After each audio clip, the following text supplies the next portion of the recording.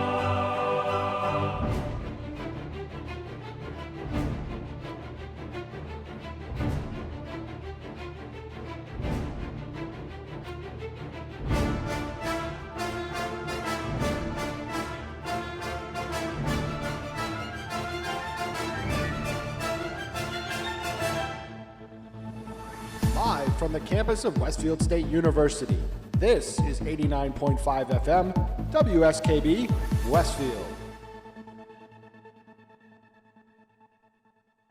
Support for the community programming of WSKB is provided by Westfield Bank.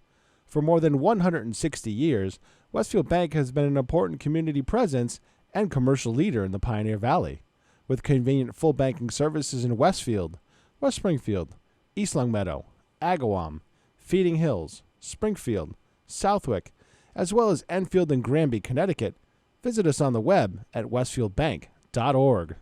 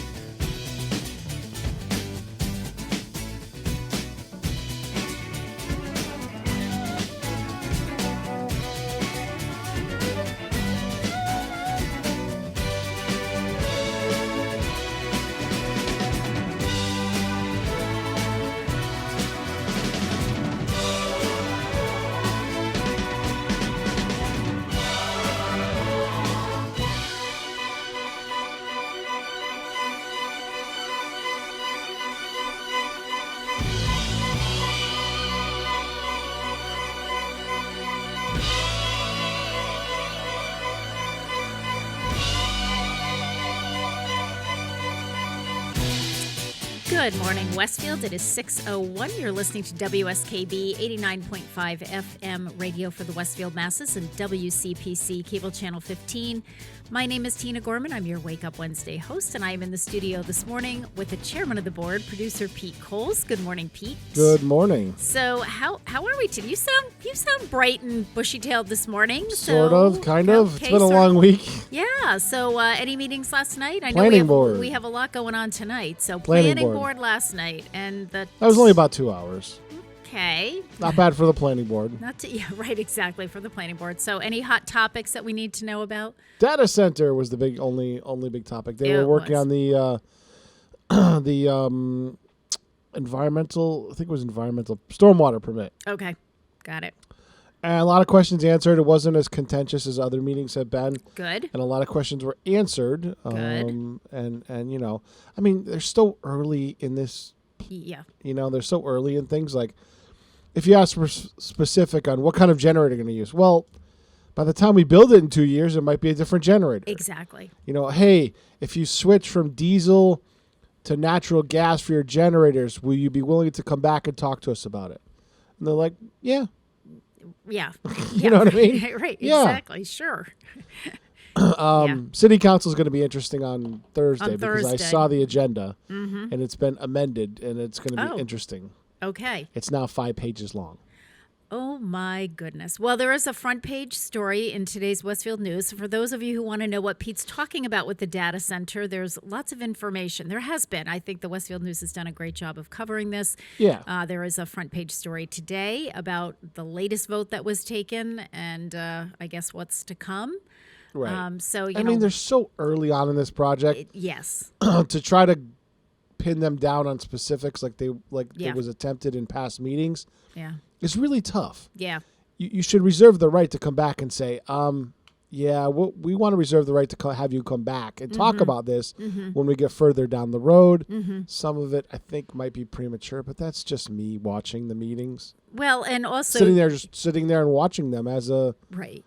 somebody who can just soak it in. Right. And I think the other thing too, Pete, is, you know, you and I've worked for city government long enough to know that that's what's going to happen. When you build things, you know, stuff Especially happens along the way. things. Yeah, I mean, exactly. I'm thinking to myself, you got to be kidding me. We're talking about 169 acres or something, and 169. You know, 100. That's what I said. 169 acres. But plus when you get into however something, many buildings. And, when you get into something that big, the state also gets involved. So there's another layer of regulation and things Yeah. like that. So, yep. Yeah. you know, some of the stuff I hear thrown out there to rile people up. Yeah. Yeah. Is at this time probably unwarranted, but you know. Yeah. All right. And my problem is I can't ever say anything Yes. Right. because of who I work for the mayor. Yes. And and anything I say, whether it's true or not, or whether it's my opinion or not, would be construed as coming from the mayor. So Right. I can't. Yeah. You know, I can't go up in front of the meeting and say, "Hey, I think this is a great idea because this, and this." Yeah, exactly. Well, you're talking for the mayor. You give talking points. I'm not a stupid man, you know. Yeah, I know. And I think what's challenging, and I'm not in this position because I don't reside I'm not a Westfield resident, but you know, there are a lot of department heads who are. And I always think there's that weird fuzzy line of, you know, you're a department head. So yes, we answer to the mayor, we answer to the city council and so forth. But if you're a resident, you know, you're also entitled to your opinion as a resident. You know what I mean? So That's politics. It is politics and gets a little bit tricky. But anyway, so stay tuned. I mean, people, hopefully the Westfield residents are paying attention to this. It is a big deal. So, you know, we'll see what happens. And I agree with you, Pete. Boy, that city council meeting is going to be wild and crazy tomorrow. So that's tomorrow night. I plan on that 7 probably o'clock. being a 3 I would plus. think a 3 hour at least. Yeah. Yep. So I'm planning my day accordingly because, you know, I'm trying not to work more than 17 hours a day. Yeah. Yeah. There might be an afternoon nap involved. Boy, I'll tell you. It is, yeah. I would say definitely tomorrow you want an afternoon nap. So listen, Pete. Today, you know what? Today is, and I was thinking about this, and it's. I know in the past, we've promoted this, but today is National Support Your Local Chamber of Commerce Day. And back in the day, when the Chamber of Commerce did their monthly program, They're back. They are back. Yep. They're going to do a monthly program. Eric was in this week to do with a board. That's awesome. Head of the board of the directors. They came in and they did a show together. Oh, that's wonderful. So they're back. That's perfect. So now when is that show going to That's always the second Wednesday of the month, and they're going to do it at 9 a.m. instead of 8. Okay, perfect. Oh, that's great. That's terrific. All right. Well, today is Support Your Local Chamber of Commerce Day. It's observed annually on the third Wednesday in October, which is today, of course. The Chamber of Commerce's primary objective is to strengthen local businesses of all sizes. The best way to honor this organization is to use the services of local chamber businesses. The U.S. Chamber of Commerce has been in existence since 1912. President William Howard Taft first brought the concept for an organization that would represent the concerns of U.S. businesses in an address before Congress in December of 1911. The U.S. Chamber of Commerce offers numerous programs both nationally and internationally in support of businesses. Whether they're raising awareness of regulations, setting initiatives, or campaigning for better markets, the Chamber provides support to the communities they serve. Additionally, they provide outstanding resources for startups, online business, and those looking to advance their business outlook worldwide. So, happy National Support Your Local Chamber of Commerce Day. And, this is the time of year as we head into the holidays where we're usually really talking about, focusing on local businesses. Of course, we did that too throughout the pandemic. Yeah. Trying to get people to support their local businesses in whatever way that they could. So happy to do that. So, Pete, I didn't have a chance, to talk about this last week because I interviewed 3 candidates on the show last week. Right. But the weekend before, because we usually talk about what we did, over the weekend. So we met the boyfriend's family the weekend. Really? Yeah, not this past weekend, but the weekend So before. it's getting serious. It is getting serious. And apparently, this is the first time that the boyfriend's family has ever met the girlfriend's family. So Ooh, it's getting really serious. Serious on both sides, I guess, because, and we were kind of laughing about that because Grace kind of saddled up to me halfway through our gathering and told me that, apparently, one of the siblings had whispered to Grace, because Grace said, this is the first time my parents have ever met my boyfriend's family. Grace doesn't usually have a boyfriend long enough for us to meet the family. Sometimes we've never even met the boyfriend, and that's funny. That's the track record. But they have been dating over a year now. It's Yeah? getting close to like a year and a half. So, lovely family. Lovely family. That's good. And, it was a really kind of a cool way that we did it. The family was doing a ride for cystic fibrosis, and they couldn't do it on the big national day when everybody else did it because there's a nurse in the family and somebody else who works, in scheduling, logistics, yeah. scheduling. So they did it as a family and supporters, which was really pretty awesome. They raised over $6,000, just their little pod of people, Nice. which was really wonderful. We have a special place in our heart for those with cystic fibrosis because my niece works in research at Johns Hopkins. And so it was kind of near and dear to our heart. And they've had a couple members of the family with CF.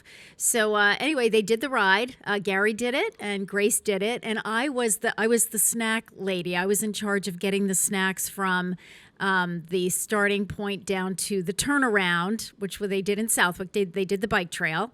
And and then getting back, picking up people, just kind of doing that kind of thing. And for my own part, I went out on over a 5-mile run that morning. So I felt like that was my contribution to, Nice. Grace borrowed my bike. So that was fine. But it was very lovely, wonderful family. So, we're keeping fingers crossed that all goes well. So that was like the big event, of my weekend. This past weekend, we went down to New Jersey. That was my first time visiting family. Gary's family is down there, and that was my first time down there in almost 2 years to see sisters-in-law and brothers-in-law, and we were celebrating the engagement of a nephew outside under a tent. Unfortunately, it was raining down there. I don't know what it did here on Saturday, and I felt badly for my sister-in-law. And it was supposed to rain, but the sun was out most of the day. Yeah, so it was nice and warm day for a Southwick's 250 parade. Oh, that's right. Pumpkin Fest. Yes. Oh, good. Good. It's like I'm really everything glad. was going on that day. Yeah. You know what? I had tickets for a West Springfield Boys and Girls Club. They had my friend's band, Unforgettable Fire, that U2 tribute band, and I was, my allergies were kicking my butt. Yeah. So my girlfriend was like, I'm just exhausted. So we both stayed home. Yeah, yeah. You know what? And that happens sometimes where you just go, oh my gosh. Well, I was a little nervous about this party thing because I know my sister-in-law, and I knew there would be plenty of people there. But you know what? It was fine. It was outside. Everybody was super respectful and, kind of kept our, just very, I think we're just more conscious now about not being on top of each other and just kind of giving everybody some space and breathing room. And as I said, unfortunately down there, you know what? It started at 2:00. We got there about a little before 3, but on our way, like 5 minutes before I got to my sister-in-law's, the heavens just opened up.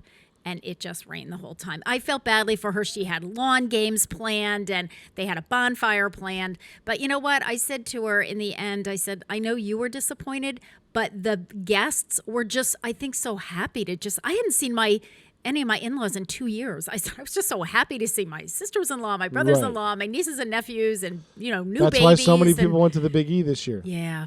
Yeah, you're just, and you Gotta don't get even, out. you just wanted to get out. Humans crave socialization. Yeah. They do. It's part of our genetic makeup. Yeah, absolutely. So it was, so that was a lot of fun. That was a great event. Yeah. There was apparently Pumpkin Fest was wildly well attended. Yep.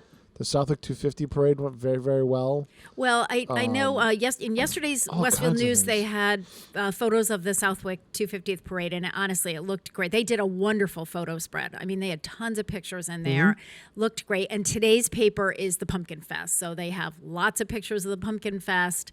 So I didn't realize, Pete, that they were doing them on the same day. It's just how it worked out. Yeah. Well, you only have so many days, and everybody was kind of pushing it to the fall, and good times. And and speaking of Southwick is always going to be in the fall because they did it with the farm parade. Yes. And it was almost 1 year to the day that they were going to do it, but they pushed it off 1 week because of Granville's Harvest Festival, and I think the week before it was rainy, so it worked out. So perfectly. It worked out well. And will Joe Didi be in today? He's usually in the He third is scheduled Wednesday. to be in. I told him to bring over Hopefully. Jim, the guy that headed up to Southwick 250 to kind of wrap it up. Yeah. There's a lot of stuff going on in Southwick these days, so I hope Joe is here because he's got a lot to talk about. Right. And that Joe... I did remind him. Good, yeah. And Joe Didi from the Southwick is generally here on the third Wednesday of the month. Second hour for us, we'll have Jen Jafune. It's the third Wednesday of the month, and that's our Diabetes Dialogue segment. So Jen Jafune, our WCPC registered, dietitian, resident dietitian will be with us. We're actually going to talk about the importance of breakfast and, some ideas, some menu ideas, but why it is really important to have a little something to start your day. So let's take a break. It is 6:15. You're listening to WSKB 89.5 FM, radio for the Westfield masses, and WCPC cable channel 15. In honor of National Support Your Local Chamber of Commerce Day, we're going to listen to Bachman Turner Overdrive singing Taking Care of Business. We'll be back.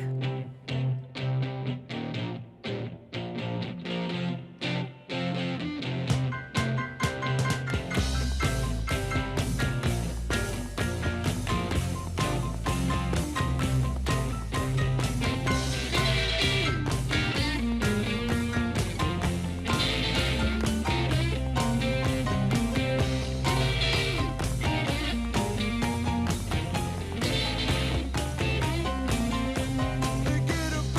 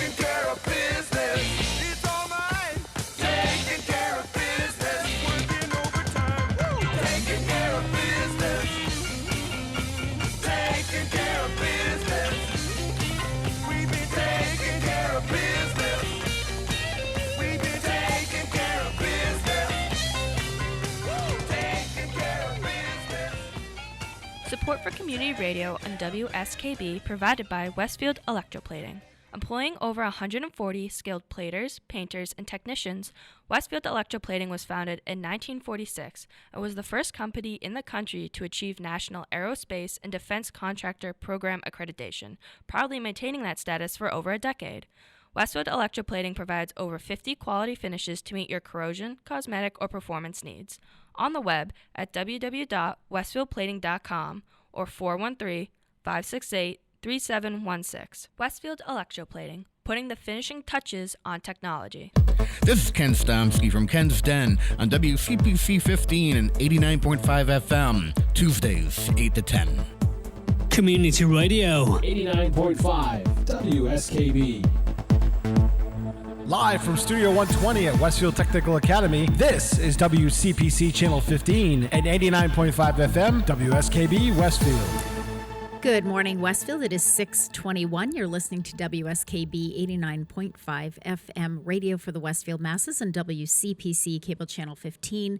My name is Tina Gorman. I'm your Wake Up Wednesday host, and I am in the studio this morning with the chairman of the board, producer Pete Coles. Good morning again, Pete. Good morning. So we have some famous birthdays today on October 20th. It is the birthday of the late Jerry Orbach, actor born on this day in 1935 in the Bronx, New York. Passed away on December 28th, 2004. Jerry Orbach left college in 1955 to begin his acting career. He played El Gallo in The Fantastics and won a Tony Award in 1969 for his role in Promises, Promises. Other theater performances included Carnival, Guys and Dolls, Chicago, and 42nd Street. Moving to television, Orbach was a recurring guest star on Murder, She Wrote and The Golden Girls.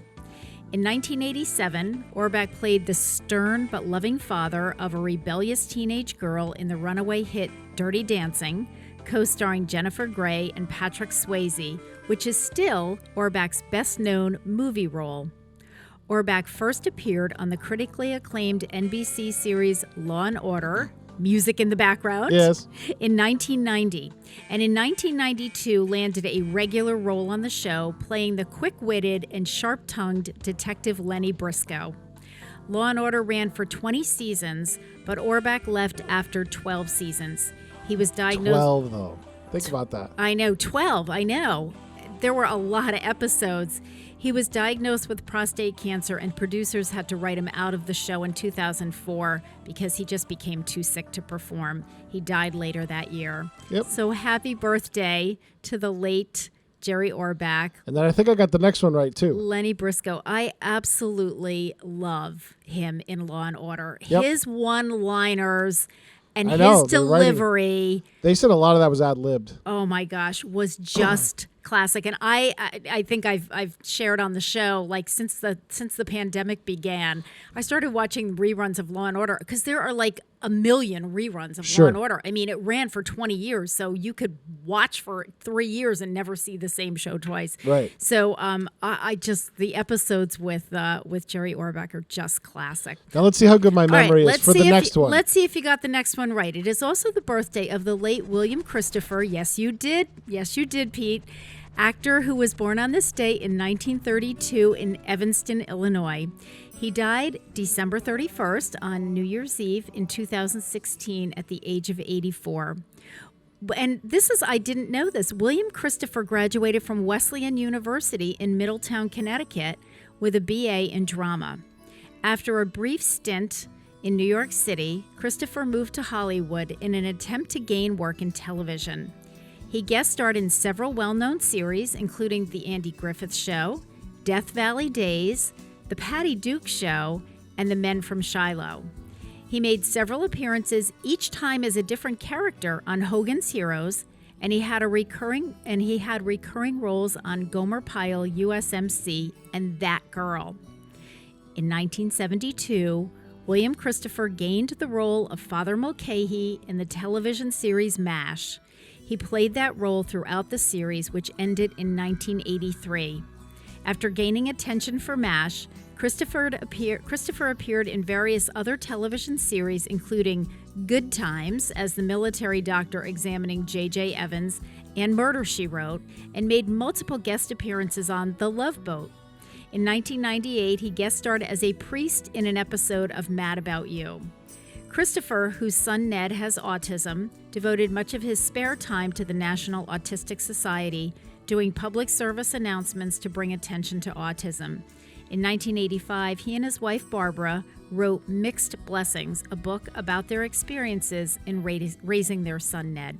So happy birthday to Father Mulcahy. Another great role, another great show. So, And I took out the lyrics because that's actually a very sad song. Yeah. The actual theme from MASH is a song called Suicide is Painless. Yes.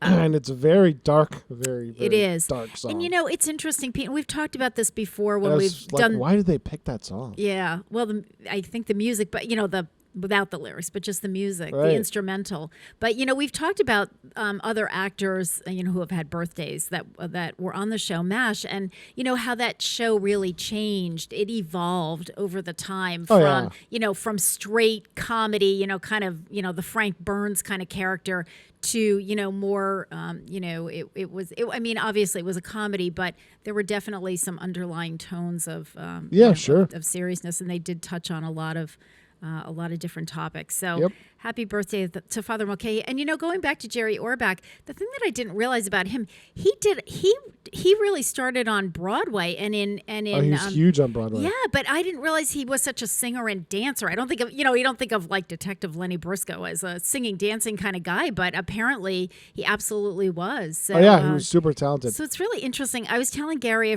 periodically we'll be watching something on TV and a song will come on or commercial, and I'll start throwing around, oh yeah, I just did a birthday on that person, and I'm throwing around all the trivia fun facts. But it's so interesting. I really love diving into all this stuff. We'll do one more birthday before we take a break. It is the birthday of the late Mickey Mantle, professional baseball player. And speaking of baseball, what the heck happened to the Red Sox last night? My God, I went to bed, it was 2-1. I woke up this morning, we lost 9-2. Yeah, it's going to be a volatile series. A bit of a rough ninth inning there. But anyway, back to Mickey Mantle. He was born on this day in 1931 in Spavinaw, Oklahoma. He died in 1995 at the age of 63. Named by his baseball-loving father after Detroit Tigers catcher Mickey Cochrane, Mantle was trained from a young age to be a switch hitter.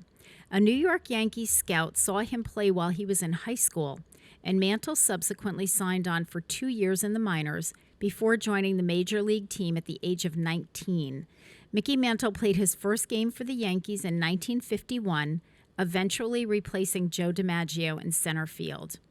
During his 18-year career with the Yankees, the switch hitter slugged 536 home runs and was voted the American League's most valuable player 3 times.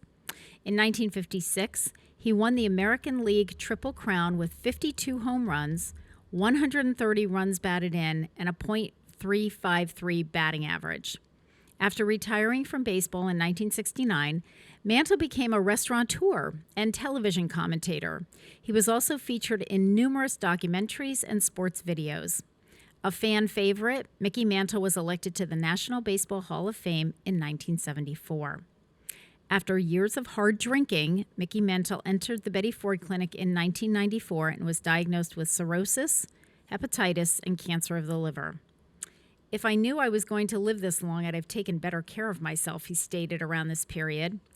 He received a liver transplant in 1995, but died of a heart attack that same year at the age of 63. And I don't know if you remember this, Pete, but when I read that, I remember his liver transplant was a very big controversy because, he had cirrhosis, and there were a lot of people out there that felt like, hey, listen, you're getting a liver transplant because you're famous and you got bumped up the list, and it was really your behavior led you here. And we have people on that waiting list that where it was through no fault of their own. And I do remember that as being very controversial at the time. And I couldn't remember whether he actually had gotten the transplant or not. I just knew that a lot of people were up in arms about it. it. So evidently he did, and didn't make it. Made it through the transplant, but died shortly thereafter. All right, it is. Let's take a break. It is 6:30. You're listening to WSKB 89.5 FM radio for the Westfield masses and WCPC cable channel 15. So in honor of my good friend, Jerry Orbach from Law and Order, I decided to switch it instead of the Law and Order type thing. We're going to go with the medley for the Bill Medley and Jennifer Warren singing "I've Had the Time of My Life." This is from Dirty Dancing, and Jerry played the father. So here we go. Now I had the time of my life. No, I never felt like this before. Yes, I swear it's a truth, and I owe it all to you. 'Cause I had the time of my life, and I owe it all to you.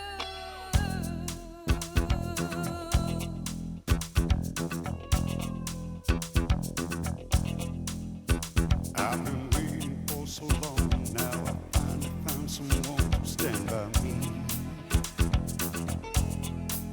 We saw the writing on the wall as we felt this magical fantasy. Now with passion in our eyes, there's no way we could disguise it secretly. So we take each other's hand, 'cause we seem to understand the urgency. Just remember, you're the one thing I can't get enough of.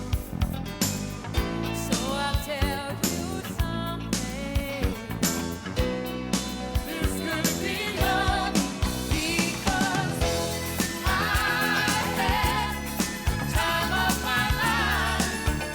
I never felt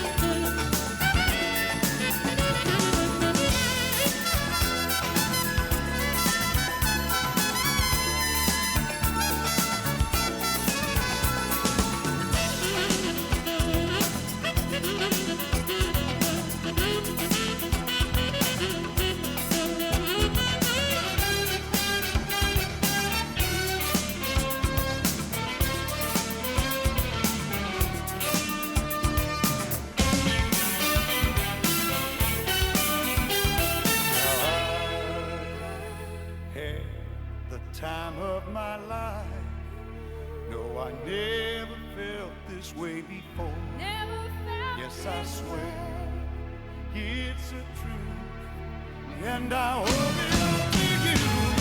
I had the time of my life, searching every open door till I found the truth, and I owe it all to you. I had the time of my life, baby.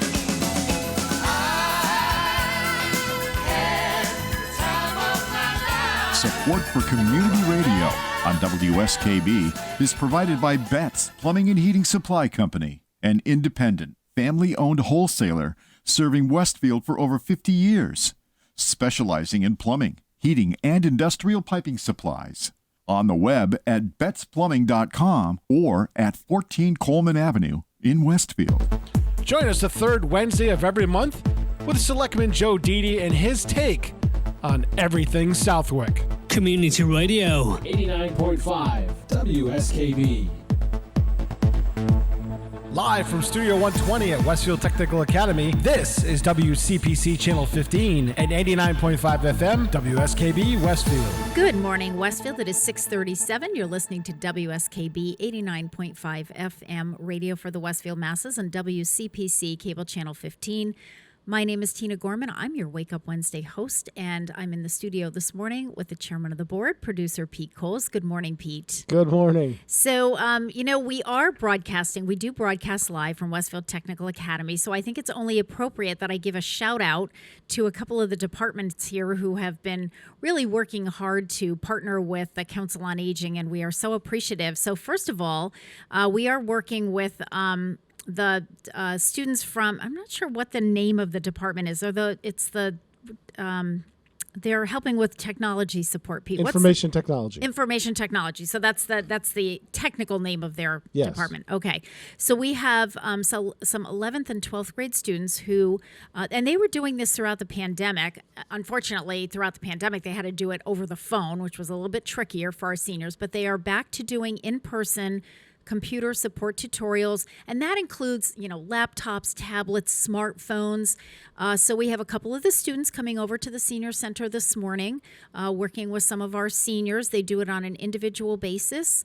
So it's a really nice, it doesn't cost you anything. It's a half-hour tutorial session, but you get 2 students and 1 senior. So there's a lot of individual attention for you. Okay. You do have to sign up in advance. So our slots are full for this morning, but the students will be joining us at least once a month. So if you are interested, just call the Senior Center at 562-6435 and just tell them you'd like to sign up for the computer support.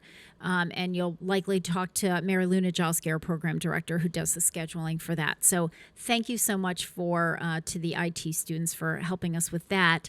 And we also have this week and next week, I think the students from the Allied Health Department and Horticulture Department will be out helping out with our new Sand for Seniors program. So that was a program that I had written a grant for, our Senior Safe grant. So they will be delivering buckets of sand to 50 of our seniors a lot of our seniors who have some mobility problems, seniors who don't have a lot of family in the area, so that if we get some ice or we get, a little bit of snow or some frost and it creates some a slippery sidewalk or front stoop, your step stoops, you'll have some sand. So the students will actually be filling these 5-gallon buckets, which are going to be quite heavy, and then delivering them to, we have a whole list of people with, all geographically figured out so that they're not all over the city. And they will put the sand buckets where the seniors want them so that it's convenient. The bucket is covered. So anyway, thank you to both Nate Sperry from the Horticulture Department, who went down apparently to DPW and filled his truck with a sand salt combination mixture, and to Maureen Belarjan and the students from the Allied Health Department who will be doing the deliveries. So we have, I believe we have 48 seniors that will be participating in that program. This was a pilot program. So for those of you who are listening, who are thinking, I would like to participate, I wrote the grant. It's a pilot program. We've never done it before. So we targeted 50 people, but I am about to write the grant for next year, this coming year. And I'm going to, again, put in money for that program. So if that's something that you'd be interested in for next year, I hope to add more people to it, maybe do 100 people next year. But I'm very, very grateful to Westfield Technical Academy for helping us with this program, because it's been a lot of coordination on my staff and Julie Barnes. We targeted seniors from our companion program, those who are working with Joanne Ortegas, our outreach coordinator, and our veterans that are working with Julie Barnes and Mary Lou and myself and some of the folks coming through our lunch line. So there was a lot of coordination and phone calling to get it to this point, but now we're actually doing the delivery. I'm happy to turn this over to Westfield Technical Academy. So thanks so much to the students and to the shop teachers for working with us on that. A couple of things going on. I really do want to make an announcement about some support groups that we are back up and running in person at the Senior Center. So right now we're running we've brought back 2 of our support groups in person. One is our Viewpoints group, and that is for those who have low vision, those who are either legally blind, considered low vision, or completely, can't have absolutely no vision. Our coordinator for that, the facilitator, is Agnes Fleming, who is our activities aide. And Agnes has been facilitating that group for, 3 or 4 years now, maybe even longer. So she kept in contact with all of the participants throughout the pandemic, but we brought it back a month ago. We're starting, it's starting very slow. I know that there are folks that are, that are a little hesitant to come back to in-person. Please just know that we do have room capacity, so nothing is crowded. There's plenty of space for everyone. We've, dictated the rooms based on our numbers, but everyone has plenty of space. So you don't have to feel that you're going to be crowded in if you attend one of the support groups. So I know Agnes would be happy to see more of her folks coming back. We also do realize, though, with that particular group, obviously they can't drive. It's a low vision group, so they do have to rely on others for transportation. So that's a little tricky as well. But those who transport them, and oftentimes that's a family member, are also welcome to participate in the group. So if you're interested, call the Senior Center at 562-6435. I got some kind of weird bug flying around here. That's really getting annoying. And just ask for Agnes Fleming. The other group, the other support group that is up and running is our side-by-side group. And this is a very eclectic group. I have people in that group. I facilitate that group. We have people who are caregivers. We have people who have experienced loss and they're going through a grieving process. We have people who have their own health issues. We have people who are all of the above. And some people have been with the group for many years, and some people for a shorter period of time. Some people come into that group for a short period of time, maybe 3, 4, 5, 6 months, a year, to kind of get them through maybe a hard time that they're going through. It's a wonderful group. I feel so blessed to be able to facilitate that group. So again, I've kept in touch with all of those folks via telephone, but we are back in person. All right, I'm going to get this bug. I think I got it.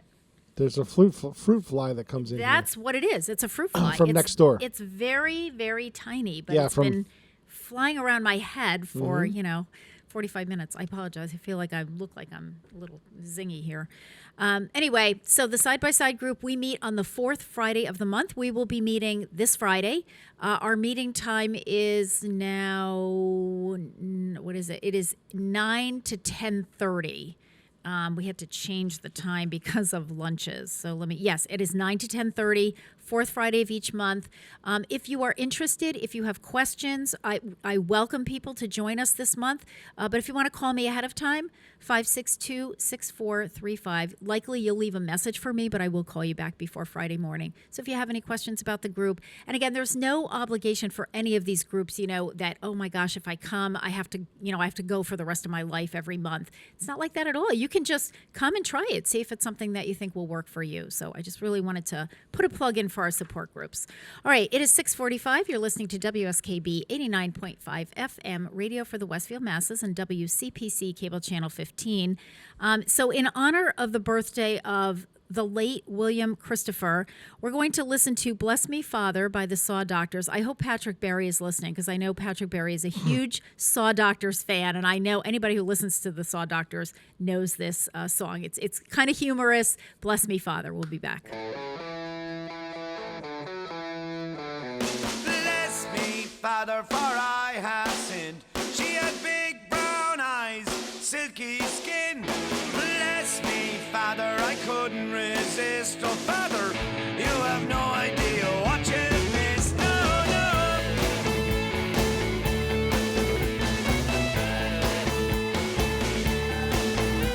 It's Wednesday every second week from September on to May. And she gets the bus to go to work before the dawning of the day. And she took my hand and led me up the stairs into temptation. Was in a room the candle flickers and your feet are swept away. Oh, bless me, Father, for I have sinned. She had big brown eyes, silky skin. Bless me, Father, I couldn't resist. Oh, Father, you have no idea what you've missed. No, no.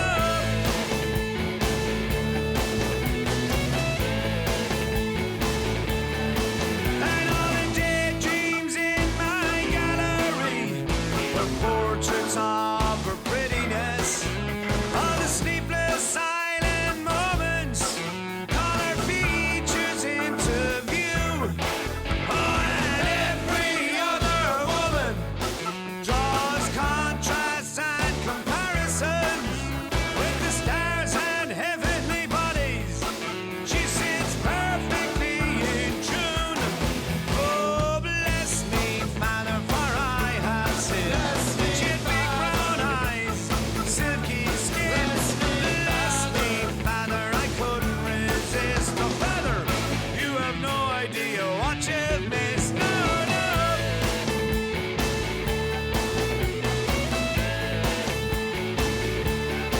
I said 3 Hail Marys and a glory be, and prayers would bring her here to me. 'Cause I clenched her shoulders in ecstasy. She's got her heart to steal. Delightful kindness. She looks great in jeans. Dawn Star Spider. And in the crucible's flames, our heart was born. With tongues of fire, now I long for more. Bless me, Father, for I have sinned. She had big brown eyes, silky skin. She's the greatest kisser that I've ever kissed. Oh, Father, you have no idea what you've missed. No, no. Bless me, Father. Bless me, Father. Bless me, Father.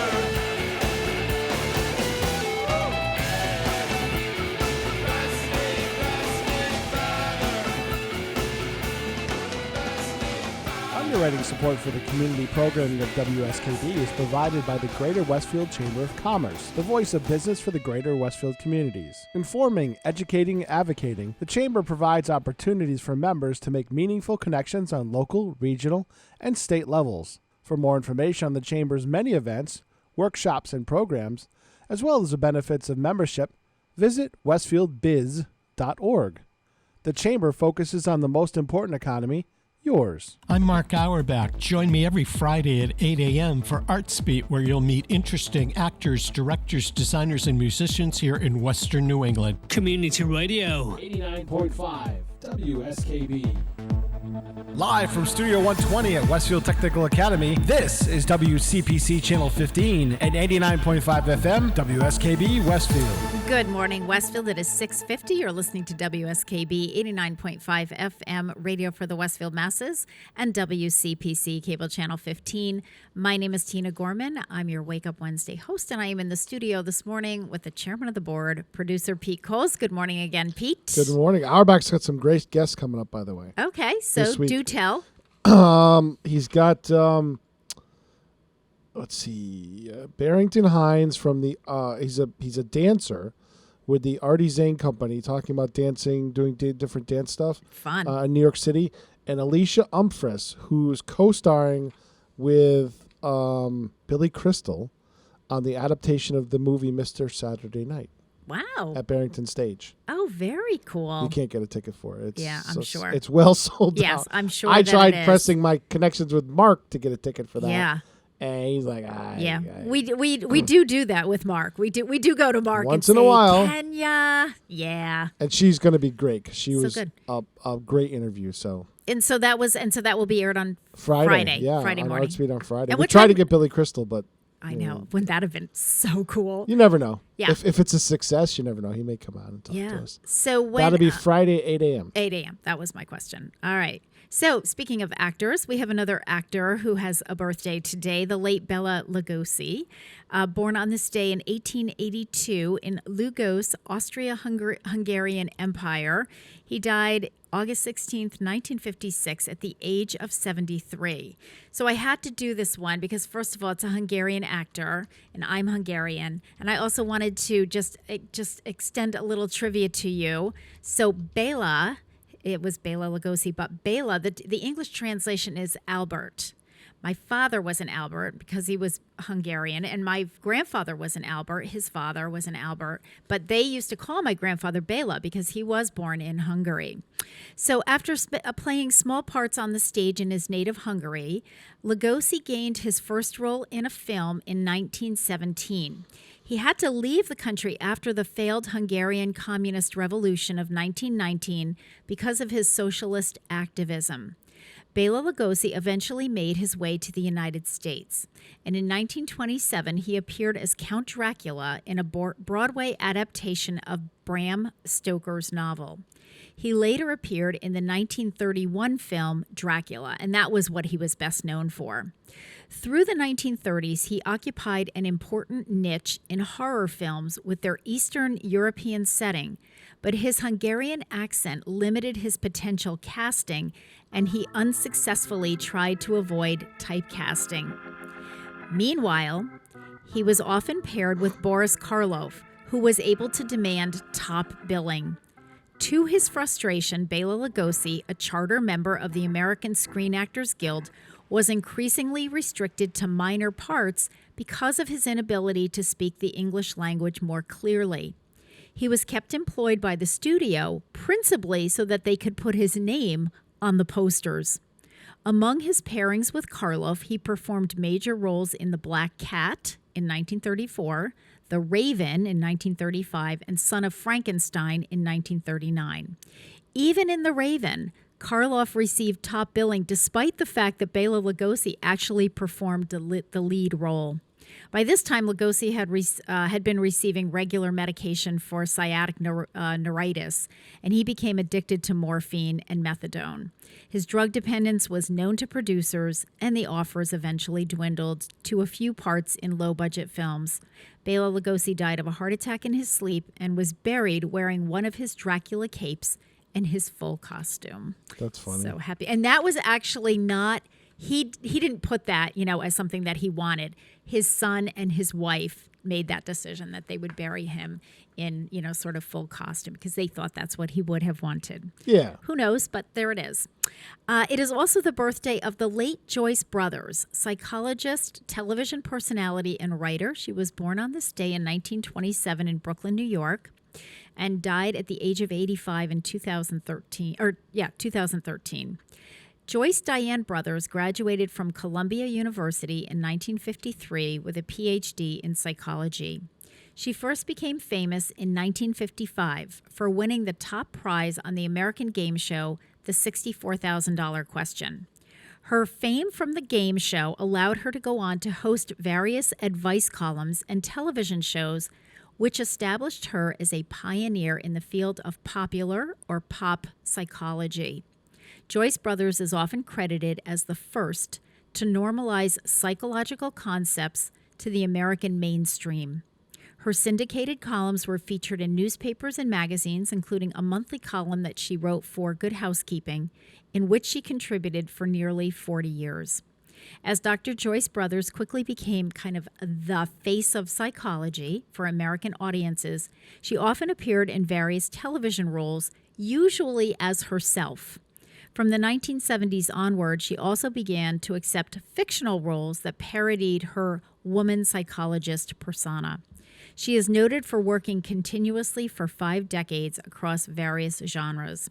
Numerous groups recognize Dr. Joyce Brothers for her strong leadership as a woman in the psychological field and for helping to destigmatize the profession overall.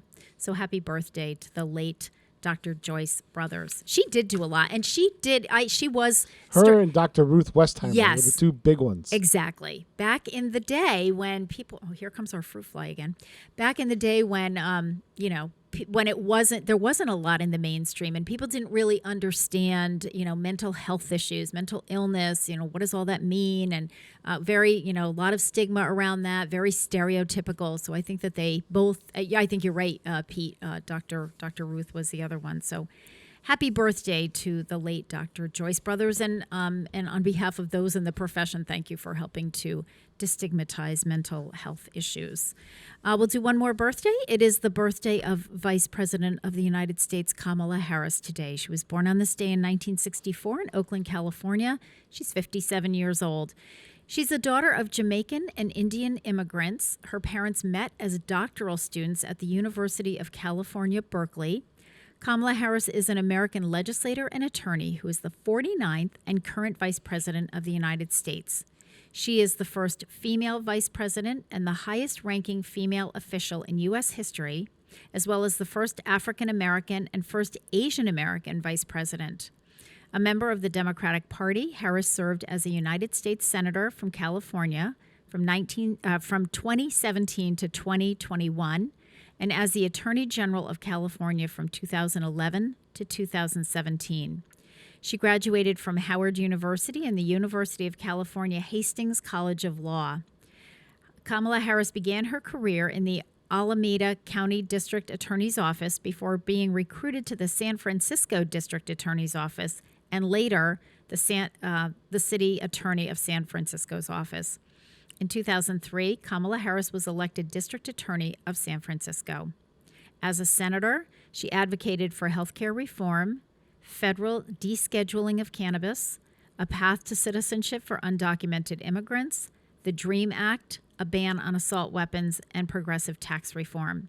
She gained a national profile for her pointed questioning of Trump administration officials during Senate hearings, including Trump's second Supreme Court nominee, Brett Kavanaugh, who was accused of sexual assault.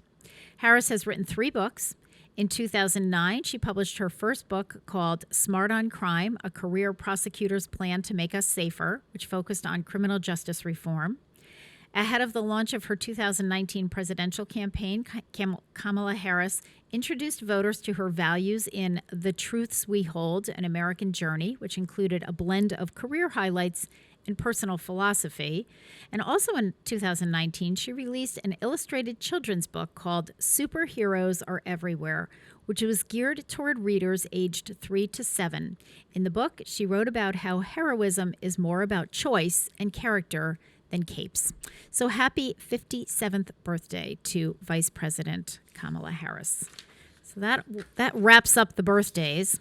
Okay. So we're going to I think we'll take our top of the hour break. When we come back, before we bring Jen Jafune on, we are going to do the Diabetes Dialogue. We need to have a bit of a discussion about Medicare open enrollment because that is chaotic and wild right now. So let's take a short break. You're listening to WSKB 89.5 FM radio for the Westfield masses and WCPC cable channel 15 at 7 o'clock. We'll be right back.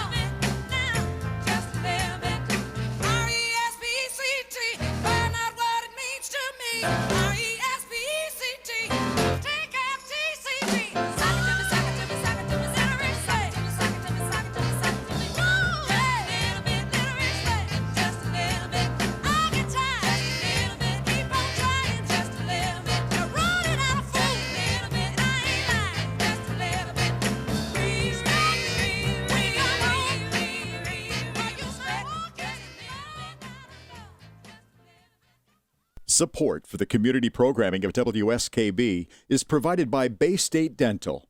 Comprehensive dentistry at 14 convenient locations in Springfield, Chicopee, Longmeadow, West Springfield, Belchertown, East Longmeadow, Ludlow, Northampton, Greenfield, and Wilbraham, as well as 29 Broad Street in Westfield. Bay State Dental makes it a priority to help you achieve and maintain the healthy smile you deserve. On the web at baystatedental.com. Hi, it's Bob Plass, and I have Wow, It's Tuesday, every Tuesday, 6 to 8. Wow, it's Tuesday. Community Radio. 89.5 WSKB. I did it! Live from Studio 120 at Westfield Technical Academy, this is WCPC Channel 15 and 89.5 FM, WSKB Westfield. There it is. There's my photo. Good morning, Westfield. It is 7:03. You're listening to WSKB 89.5 FM radio for the Westfield masses on WCPC Cable Channel 15. My name is Tina Gorman. I'm your Wake Up Wednesday host. I'm in the studio this morning with the chairman of the board, producer Pete Coles. Good morning again, Pete. Good morning. And over on the opposite side of the table, but she's going to be quiet for right now because she's got a little bit of a cough, and I still have some announcements to get through, is our registered dietitian, Jen Jaffune, who is on deck in the bullpen, so to speak. All right, so a few announcements before we get to that. Whoops, I'm hearing an echo, Pete. What's going on? There it is. That was weird. Okay, that was weird. It's like, wow, hearing yourself. All right, it is Medicare open enrollment time. So let's discuss what exactly that means. So what that means is that those of you who are on a Part D Medicare prescription drug plan should have received something from your insurance company during the month of September. That was all in our newsletter.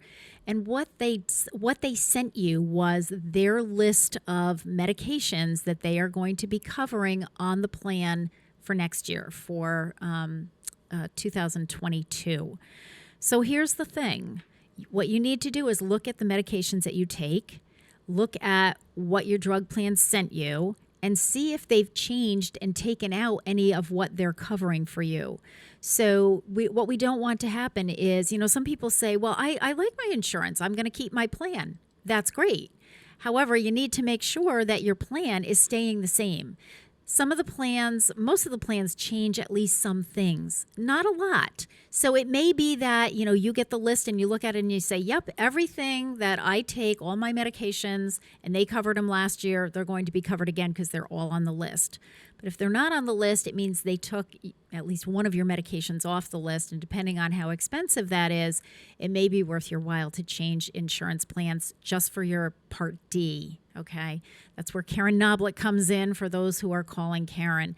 But again, a lot of this, you can do on your own. We do have on our website, we do have Medicare and You educational videos. So I would definitely direct you to that. We would also say, please be very careful of Medicare scams because we're in open enrollment. This is the time of year when you'll be getting phone calls and sometimes even people knocking on your door. I want to help you. We'll change plans for you.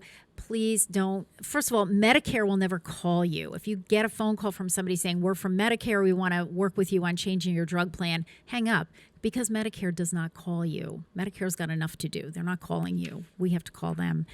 So in terms of those who are seeking help from Karen Noblet, first of all, Karen's only working with residents of Westfield and the Hill Towns.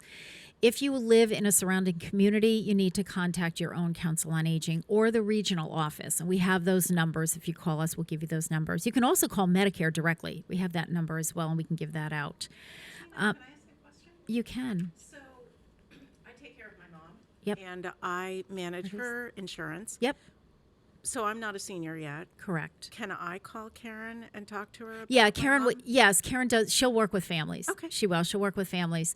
But here's what we're doing, because obviously she gets inundated at this time of the year. So people can call in. We're asking them. We're screening them. First of all, are you a Westfield resident? But secondly, do you have a Medicare Advantage plan? Because if you have a Medicare Advantage plan, the changeover for them is in January.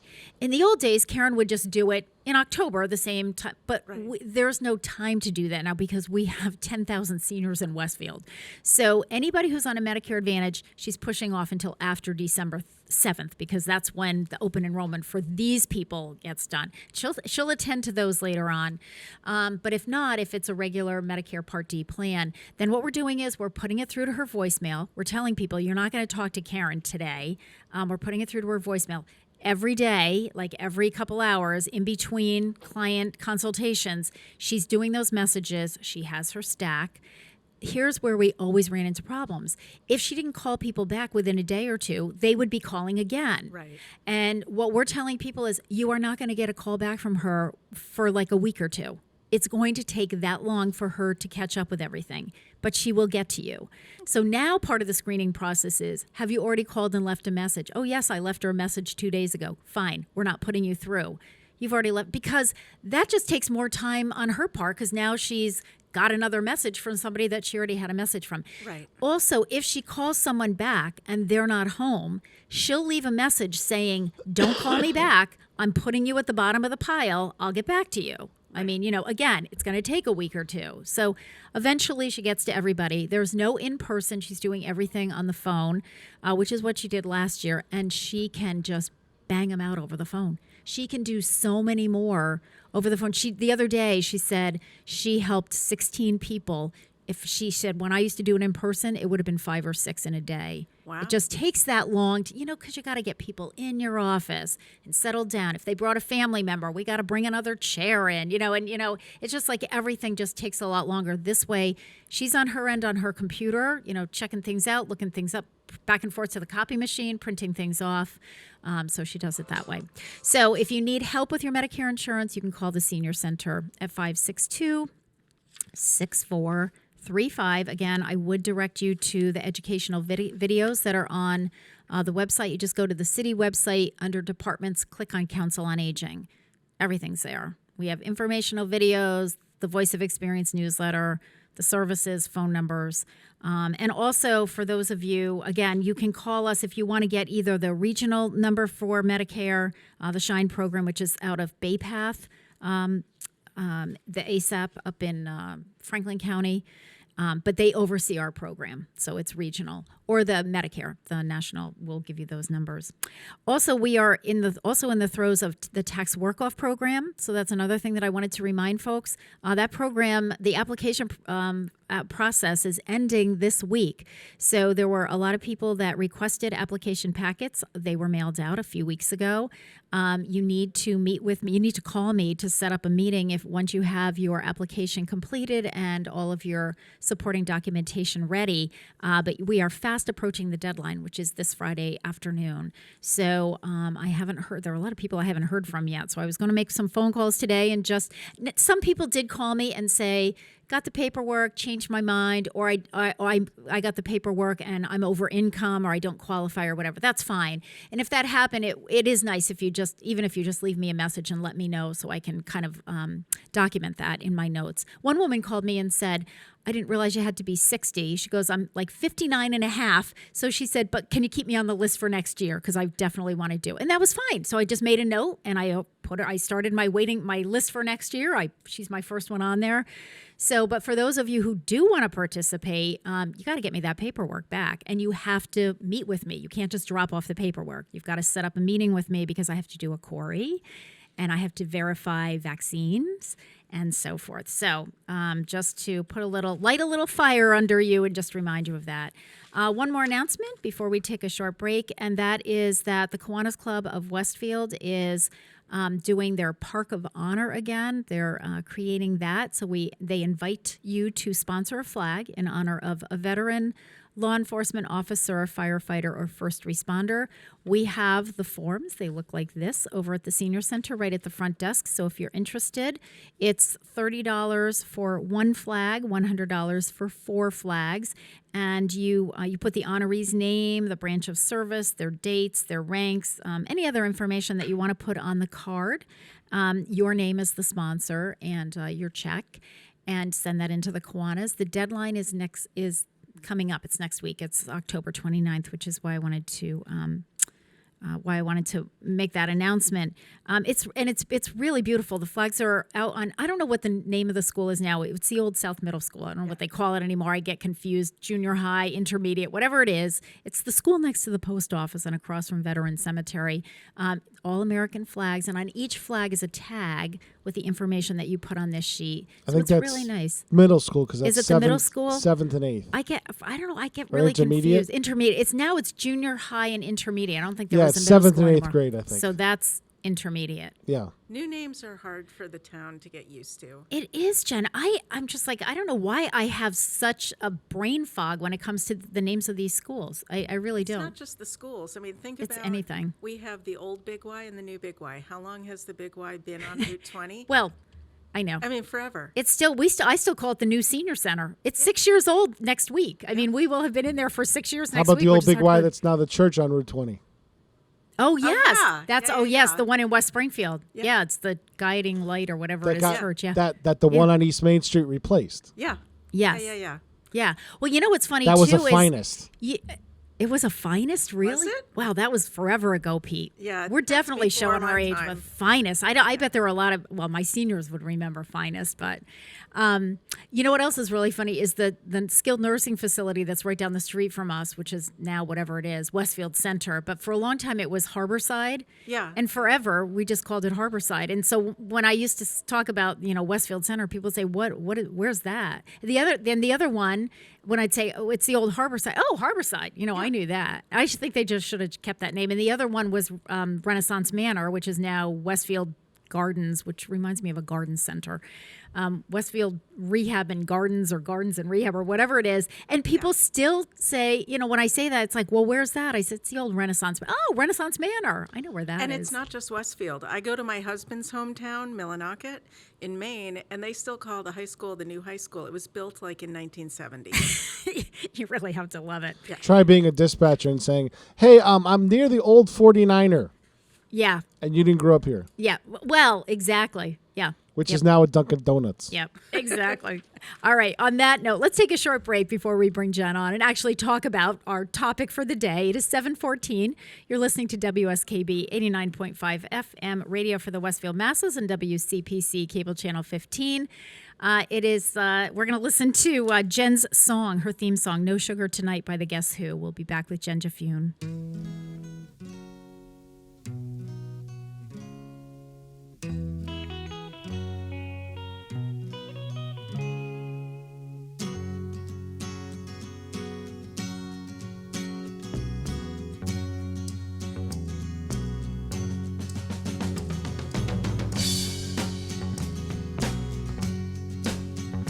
Lonely feeling deep inside. Find a corner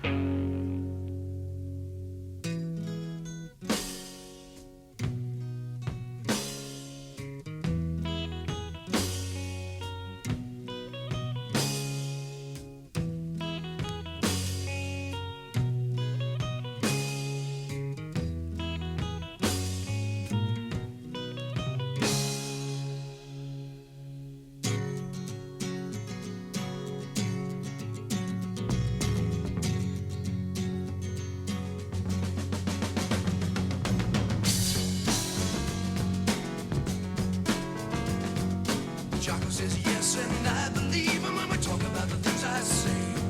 She hasn't got the faith or the guts to leave him when they're standing in each other's way. You're tripping back now to places you've been to. You wonder what you're gonna find. You know you've been wrong, but it won't be long before you leave him all far behind. 'Cause it's the new Mother Nature taking over. It's the new splendid lady come to go home. It's the new Mother Nature taking over. She's getting us all. She's getting us all.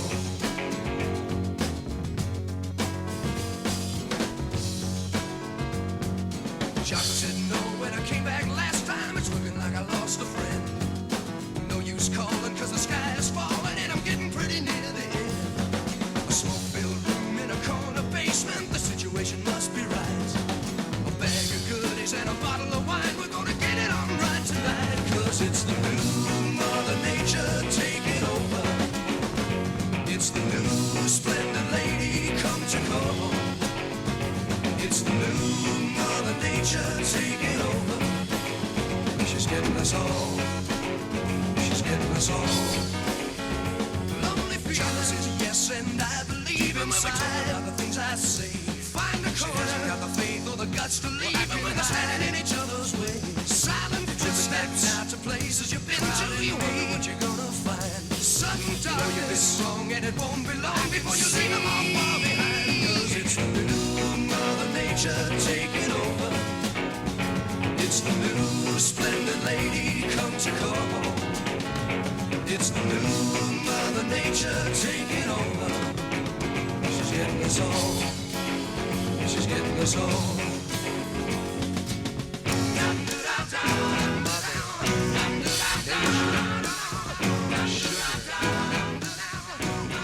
Support for community radio on WSKB is provided by Betts Plumbing and Heating Supply Company, an independent, family-owned wholesaler serving Westfield for over 50 years, specializing in plumbing, heating, and industrial piping supplies. On the web at bettsplumbing.com or at 14 Coleman Avenue in Westfield. Join us every Thursday morning from 6 until at least 7:30. Check out the Bobby G and Company Show right here on WSKB 89.5 Community Radio. 89.5 WSKB. Live from Studio 120 at Westfield Technical Academy, this is WCPC Channel 15 at 89.5 FM, WSKB Westfield. Good morning, Westfield. It is 7:19. You're listening to WSKB 89.5 FM radio for the Westfield masses and WCPC Cable Channel 15. My name is Tina Gorman. I'm your Wake Up Wednesday host, and I'm in the studio this morning with Jen Jafune, our resident registered dietitian here at WCPC. And before we get to the topic, I do want to make one food-related announcement, and that is that today is our autumn harvest curbside luncheon. For those of you who are signed up, you don't have to call us this morning because our phone's already ringing off the hook with this Medicare thing. So no need to call. You're already signed up. And for those of you who didn't sign up, you can't because we are way more than sold out. This is our biggest lunch ever that we've cooked for. We have 220 coming through today. So we will be snaking the line through the parking lot so that we're not spewed off onto Noble Street. And it'll take us a full hour. It'll be between 11 and 12. And my kitchen crew was in the kitchen. I always stop at the senior center on my way to the show here, so I usually get there at about 5:30. And I predicted that George Sfakios would be there because George is generally there at 5:30 when I arrive. But not only was George there, Joe was there as well. Joanne Boucher, my food services coordinator, and the pots were going. And so, yeah, this is a comfort food one. It's pot roast and mashed potatoes and gravy and I think the vegetable is green beans. I'm not sure. And we had, and I do want to shout out to Elm Electric. We've been doing they've been doing some community service work and have taken on the senior center as the place they want to help. And we were glad to accept that. So they made dessert today. We have apple crisp for dessert. Ooh. So kind of a nice fruity fall. And homemade. brought Apple crisp- it over in pans yesterday. To me, apple crisp is fall. I agree. Yeah. I agree. And I'm lucky. Gary's birthday is, we talked about famous birthdays, but Gary's birthday is this Saturday, my husband's. So, yeah. And I used to, bake a cake. And generally now it's an apple crisp because that is his, he loves apple crisp. So that's usually the big birthday. And I make like a bathtub full because, it's just... See, and this is a good lead-in because I think you could make an argument for apple crisp with maybe something else, and depending on how you can make apple crisp very healthy. Of course you can. And I think you can make an argument for that for breakfast, or at least part of your breakfast. I think you could. So there's it's got oats. It's got apples. Yeah, exactly. That's what I'm saying. You could do that. So Jen wrote this wonderful article. So in the Westfield, what is it? The Westfield Magazine. Lifestyle. Is that Westfield what it Lifestyle. Yep, is the name of the magazine.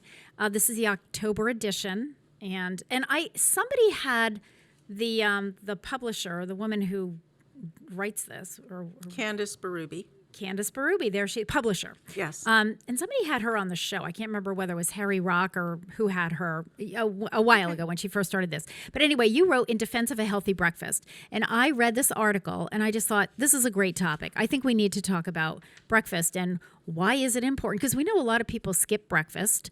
We know a lot of people think, Jen, so you're going to set us straight on this. A lot of people think, well, if I skip breakfast, it'll help me to lose weight because I'm not eating. So, first of all, good morning. Thanks for having me. Take it away. Breakfast is, we hear it all the time. Breakfast is the most important meal of the day. We all grew up learning that. And honestly, I believe that's true. Well, I think, you know what? I think you're right. We heard it. Yes. I don't know if we, but I don't know that we learned it. I think we just heard it. I think people, if you say, oh, yep, breakfast is the most important meal of the day. But I think people don't realize why. And I'm hoping that that's what you're going to talk to us about today, Jen. Why is it the most important meal of the day? Right. So if you think about your day. Okay. Most people, not everyone, most people have dinner, maybe a snack after dinner, and then they stop eating. Mm-hmm. And they don't eat for, depending on what time they go to bed, 4 to 10 hours. Yep.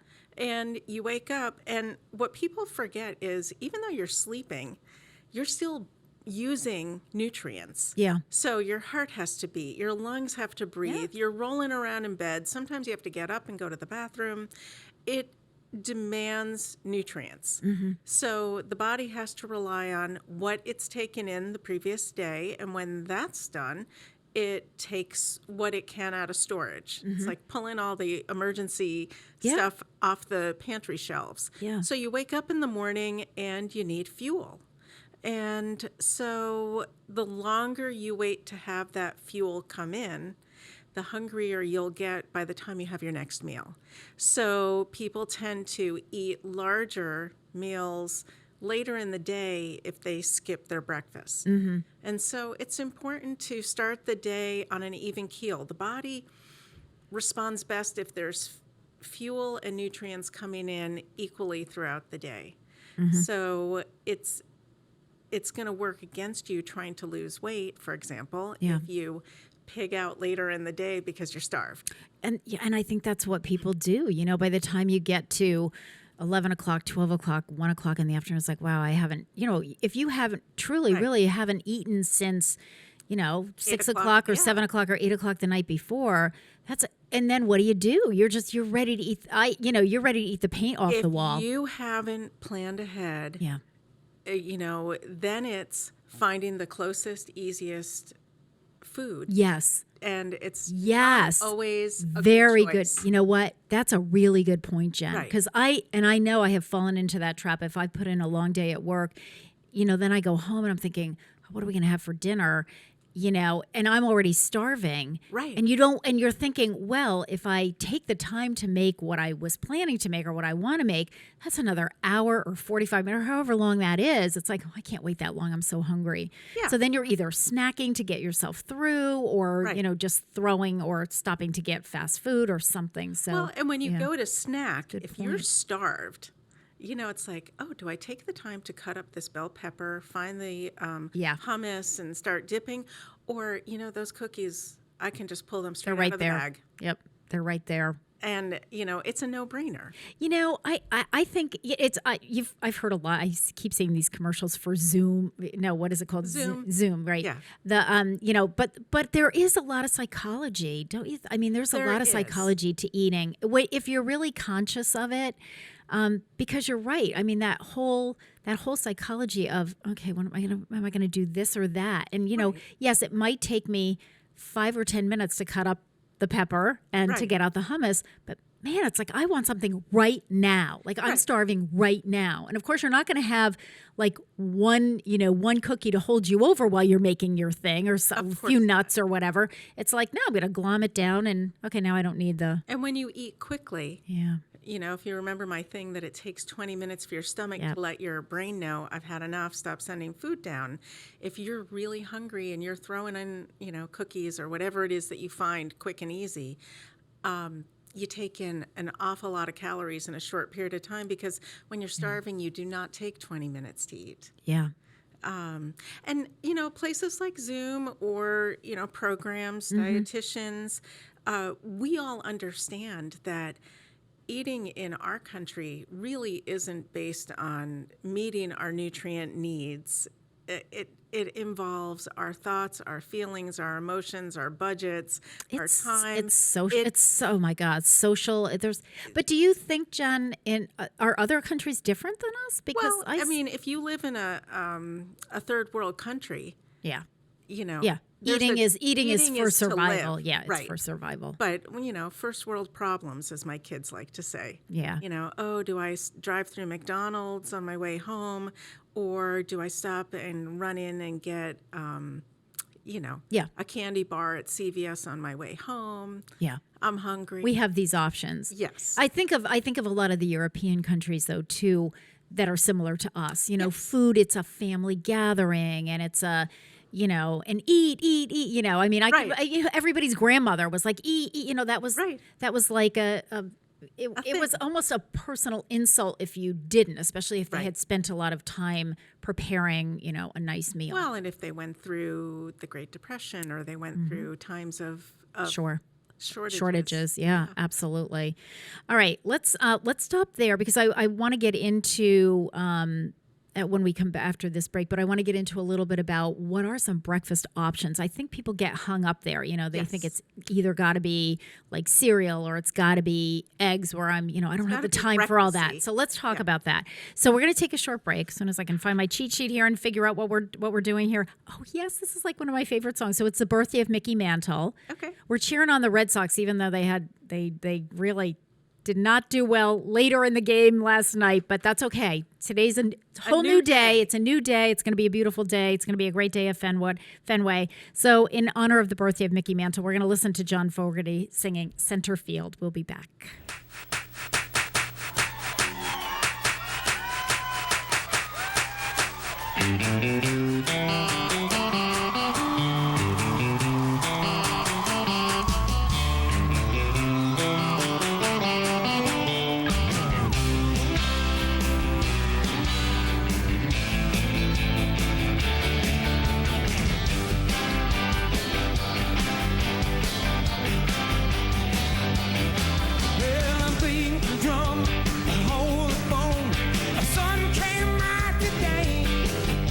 Good morning.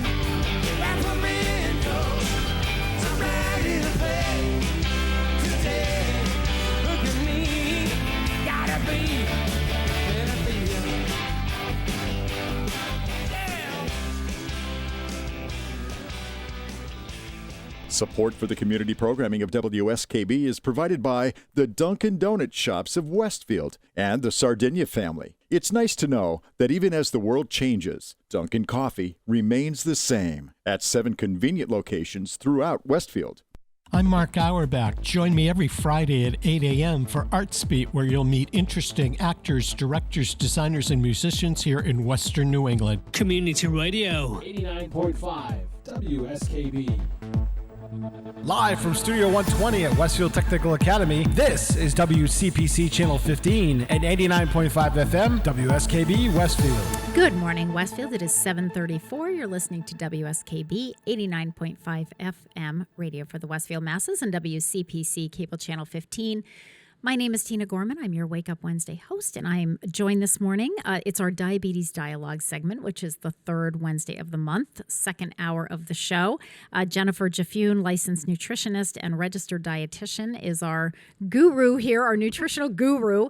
And just for those, because I have had people ask, Jen is in private practice now, right down on Elm Street, right in the same building as the G&E. Westfield Gas and Electric. Yep, as I'm the just Westfield upstairs. Gas. Yep, upstairs. Beautiful building. It is. So, and Jen, what is the phone number, just in case people want to get a hold of you? Absolutely. It's 579-5450. Perfect. Okay, and we'll make that announcement again a few times throughout the show. So our topic this morning is the importance of breakfast and sort of how to go about doing this. Yeah, because for some people it's like, I don't have time to eat it, I don't have time to make it, I don't want to take out the frying pan and the eggs and the whole thing. So talk about that. Okay, so let's start about when to have breakfast. Okay. All right. So most people who skip breakfast tell me, I'm just not hungry in the morning, or I feel a little queasy first thing in the morning. Yeah. And I say, okay, so don't eat first thing in the morning. It reminds me of the doctor, it hurts when I hold my arm up like this. Right, so exactly. Don't do that. Don't hold your arm up. I have read a bunch of studies, and basically it says most people should be eating within 2 hours of waking up. Okay. And I would definitely say that's true if you're on medication. You don't want to be taking meds on an empty stomach if there's supposed to be food in there, because that's just going to make you feel worse. I mean, obviously, there are some meds that you have to separate from food. I always think of thyroid medications, but that's a half an hour to an hour. So that gives you time to get up, take your shower, maybe get dressed, check your blood sugar, and then, have your breakfast. So it's important to figure out on a daily basis. If you have a set schedule, it's easier. But if let's say you're retired and your wake up time is somewhere between 6 and 9 a.m., all you have to know is within 2 hours of that, start having a breakfast. Yeah.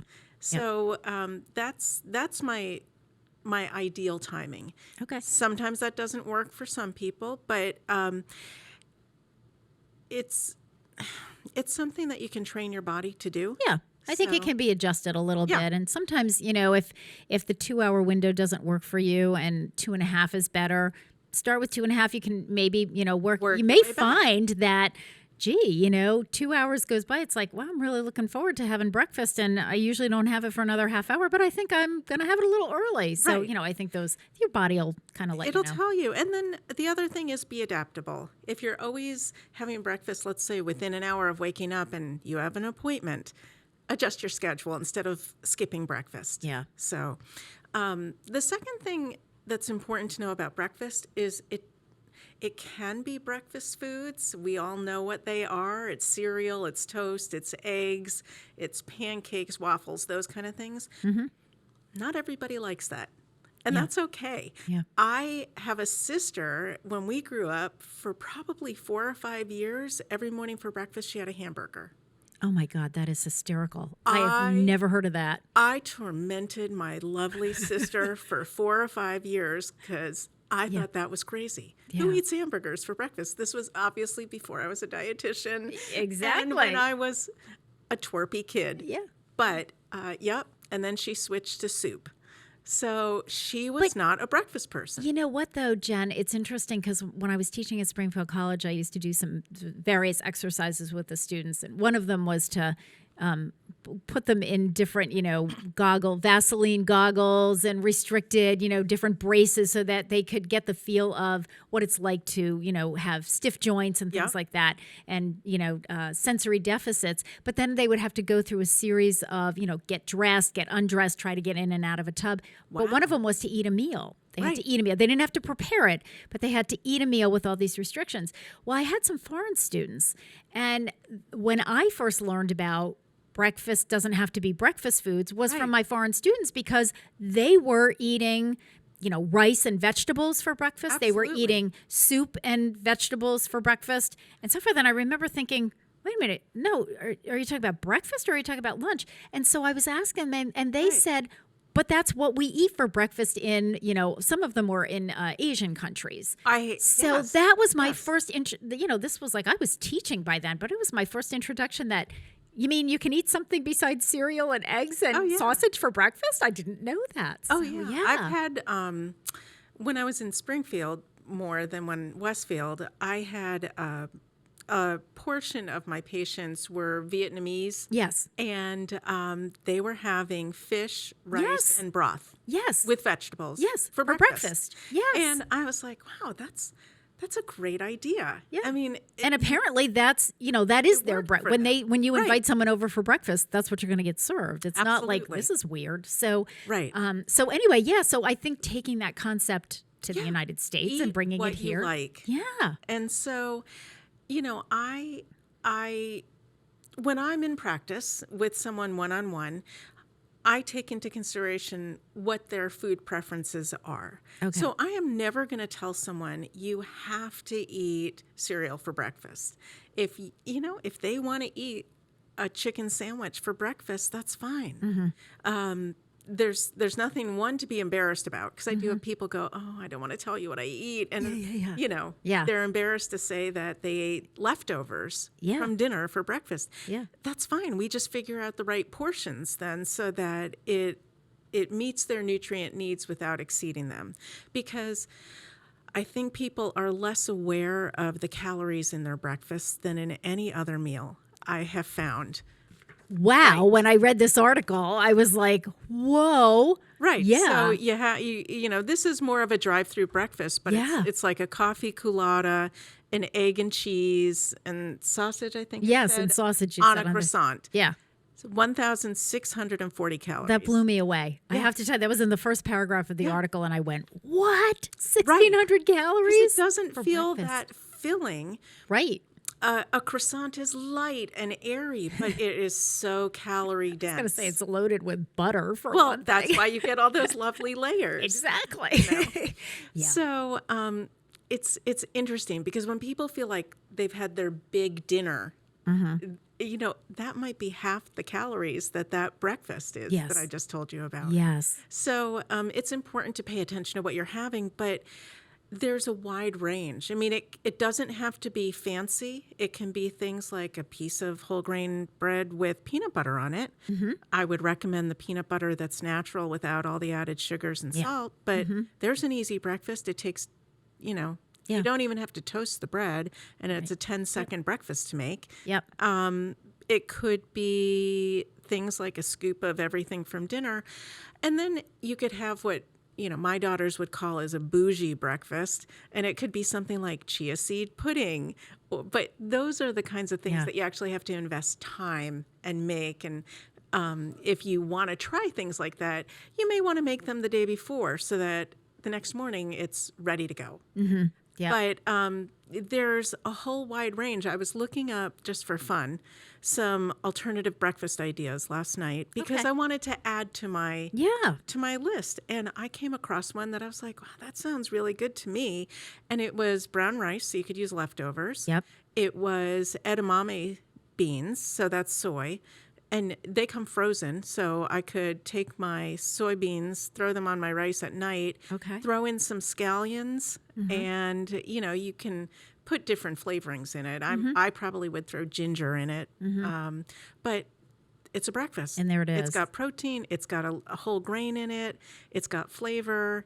I could make it ready to go and walk out the door with it. Now, let me ask you something, Jen, because you brought up the protein issue, and I did want to bring that up. So, a lot of us grew up with a bowl of cereal for breakfast, cold cereal for breakfast. Now, my mother was a nutrition crazed person, even back in the day when all my friends were having white Wonder bread and I was eating whole wheat bread. But so we never had like the sweetened cereals. We had things like Cheerios and cornflakes and things like that. But, one of my concerns about just a bowl of cereal is our protein. I mean, obviously there's some in milk, right? Right. So there's some protein in the milk. What I would do is I would look at the rest of your day. Is there a protein at lunch and a protein at dinner? And if there is, then I wouldn't worry about breakfast. I think twice a day is adequate. Okay. But some people actually feel better if they combine a carb, like a bread, cracker, cereal, with a good source of protein or fat. Mm-hmm. So peanut butter, avocado, would be examples of a fat, and protein. It might be some cheese or egg. Okay. It slows down the absorption of the carbs. Okay. So that you have energy coming in at a more even pace for a longer period of time. Okay. So that's why like a yogurt and some cereal or cheese on toast, something like that might tide you over longer than a bowl of oatmeal cooked in water. Yeah. Okay.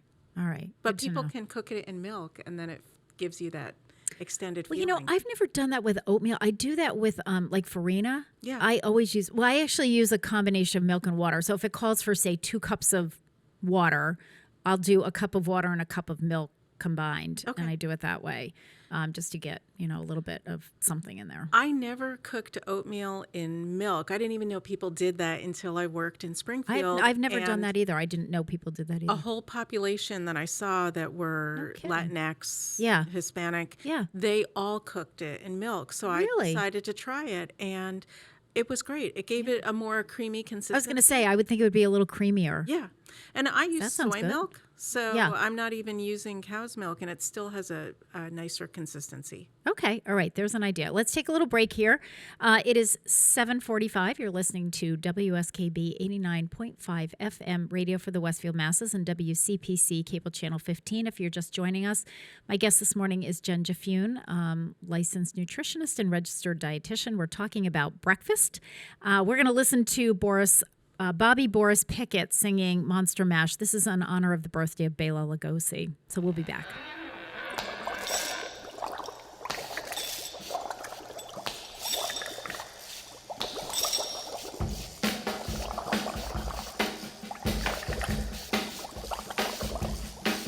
I was working in the lab late one night when my eyes beheld an eerie sight, for my monster from his slab began to rise, and suddenly, to my surprise, He did the mash.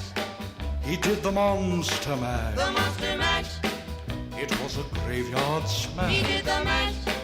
It caught on in a flash. He did the mash.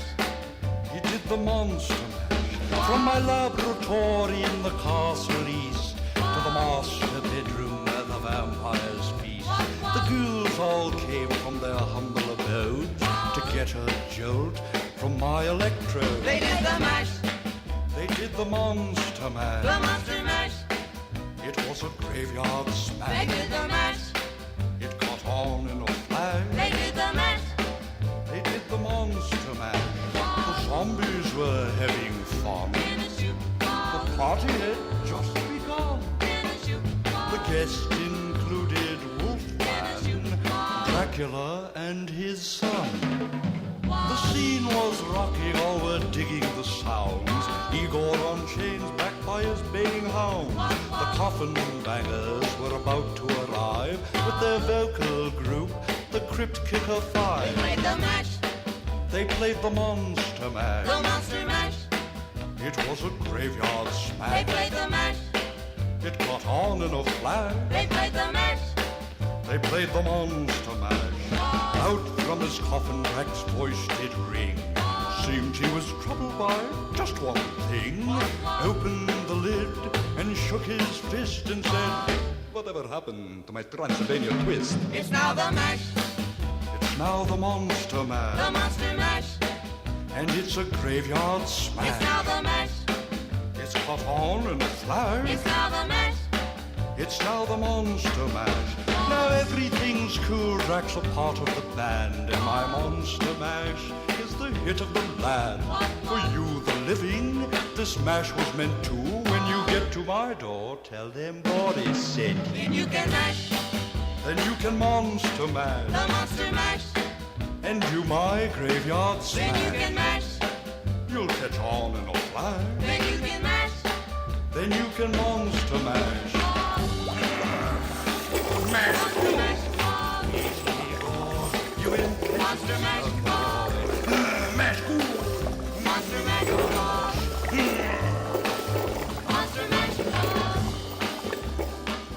Monster Mash. Underwriting is brought to you by Boise Cascade Distribution, providing products and services needed for building material dealers, home improvement centers, and industrial customers. They offer everything from engineered wood and plywood to Drex decking and railing, James Hardy siding, and Advantech subfloor. Located at 33 Fowler Street Extension in Westfield and on the web at bc.com, they are committed to providing quality products, great service, convenience, and value. Join me, Tina Gorman, each week from 6 to 8 a.m. for Wake Up Wednesday, when my guests and I discuss health, wellness, and lifestyle reimagined. Community Radio. 89.5 WSKB. Live from Studio 120 at Westfield Technical Academy, this is WCPC Channel 15 and 89.5 FM, WSKB Westfield. Good morning, Westfield. It is 7:50. You're listening to WSKB 89.5 FM radio for the Westfield masses and WCPC Cable Channel 15. My name is Tina Gorman. I'm your Wake Up Wednesday host, and in the studio this morning with me is Jen Jaffune, licensed nutritionist and registered dietitian in private practice here in Westfield. And the topic of the day is breakfast, the importance of breakfast, why it's important, which we've kind of covered that. So thank you for doing that, because otherwise we all just had the same line. It's the most important meal of the day, but nobody really knew why. Now we know why. But we're also talking about making breakfast doable for people. And, and it's wonderful. I long for the day when I am retired and I can just really enjoy a breakfast and maybe make a really nice breakfast. But right now I'm not. And so, I'm part of the many people in this country who are working and, and I think a lot of people it's like breakfast on the fly. Right. I think too, though, Jen, for some people, especially when you've got like working parents and they're trying to get kids to school and to daycare and then to the office, are there some things that people healthy breakfasts that they could do in the car, on the go? Well, one thing I would have to throw in is it's not necessarily safe to eat while you're driving, because first of all, you're supposed to be paying attention to being on the road. Yep. And secondly, what happens if you choke? Mm-hmm. So, not a good idea. Ethically, I'm going to say it's probably not the best idea to eat while you're driving. I have to say I'm guilty of that. Well, I'm also thinking, though, not even of necessarily when you're driving, but, on the go. So if I'm taking this one off and I have to drop him off at, so now I'm sitting in a parking lot or whatever, and I see this all the time. Parents in the car waiting for the bus to come. So you're not going anywhere, but and I always feel like, that's like that might be 5 or 10 minutes. Like you could be doing something. It's made for breakfast. So, there you go. There's easy things. You could always be having a yogurt and a piece of fruit. Mm-hmm. You could be having some nuts and some raisins.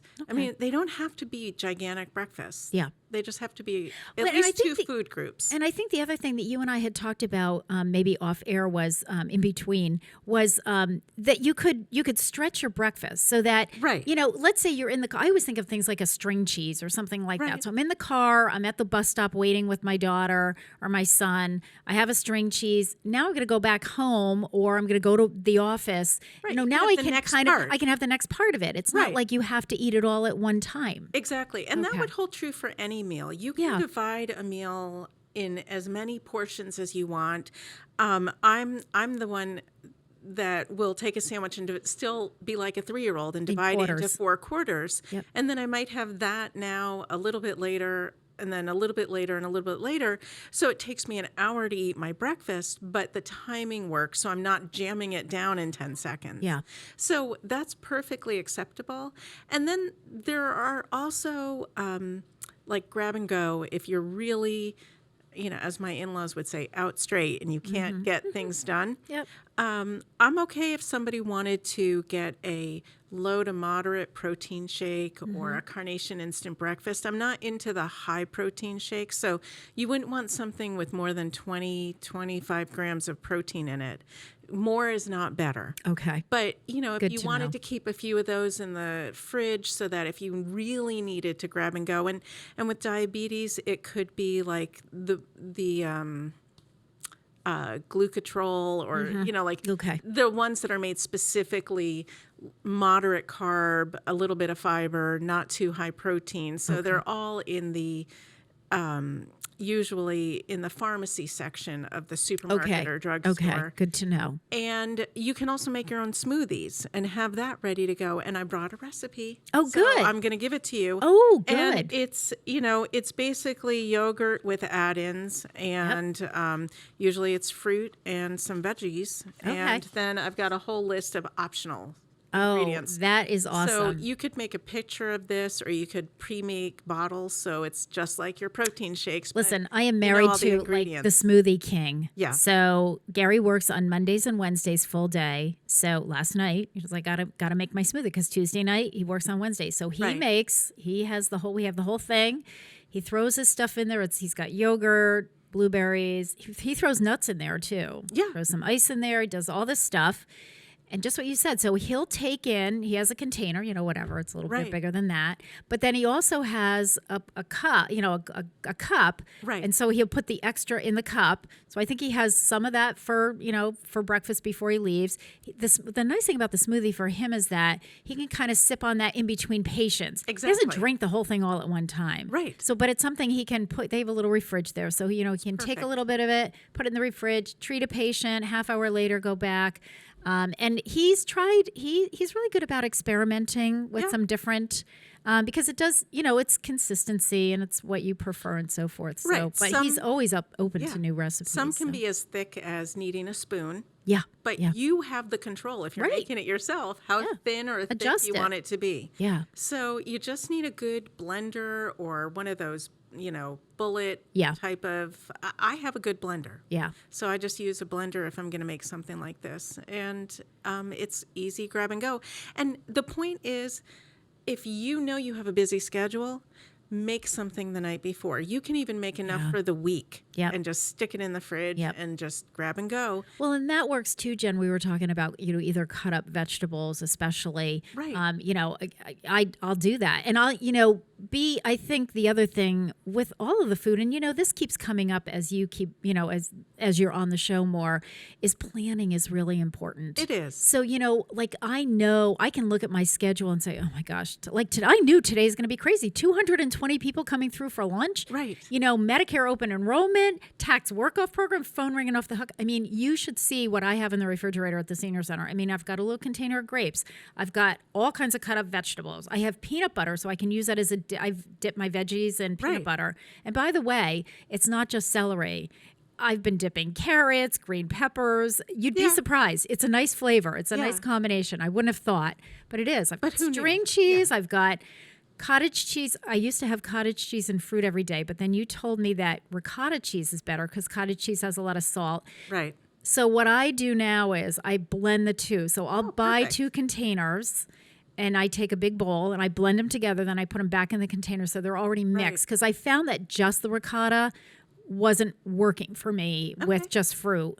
But the blend of it was like half and half. Right. And then I figure eventually I'll go like 2/3 and 1/3. You know what I mean? Or you can experiment or balance around out the rest of your day and still have what you want. So just not high sodium foods later. Right. There's always a way to work it all in. Yeah, and I think one of the other things that I kind of want to, as we're kind of wrapping this up, is you and I were talking off air about grazing. And I use that expression a lot, but I like what you said, controlled grazing versus uncontrolled grazing, because we were talking about the fact, and you were just mentioning that, your breakfast or any of your meals doesn't have to be I sit down, I eat this meal, and I'm done. Right. It might be, I have a little bit, and then I have, especially if you're doing it at work, have a little bit or whatever.